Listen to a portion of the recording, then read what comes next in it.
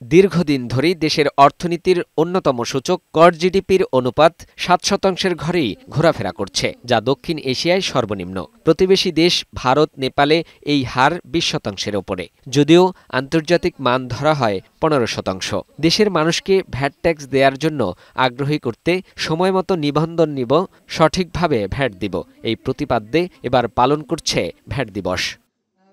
এনবিআরের VAT দিবসের এই অনুষ্ঠানে বক্তারা বলেন, দেশের মাথাপিছু আয় বাড়লেও সেই তুলনায় ট্যাক্স জিডিপি রেশিও অনেক কম। আমি ভ্যাট কালেক্ট করলাম আপনার কাছ থেকে, কিন্তু আমি সেটা দিলাম না।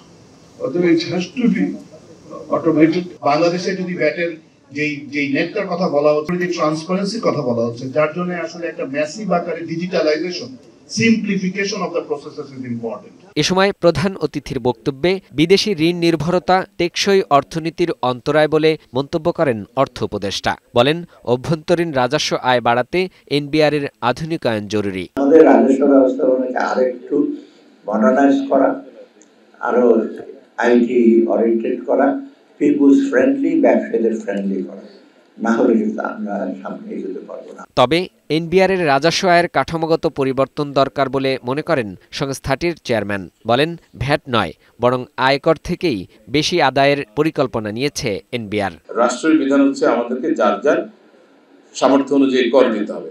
তাহলে এই করের মালিক হচ্ছে 18 কোটি জনগণ। আপনি 18 কোটি জনগণকে ঠকিয়েছেন, সুতরাং আমি আপনার পক্ষে নাই। Message is very clear. আগামীতে ব্যবসা সহজ করতে কাস্টমসকে কেবল নিরাপত্তার জন্য ব্যবহার করতে চায় এনবিআর। ফাহিম মুনাইম, বৈশাখী সংবাদ, ঢাকা।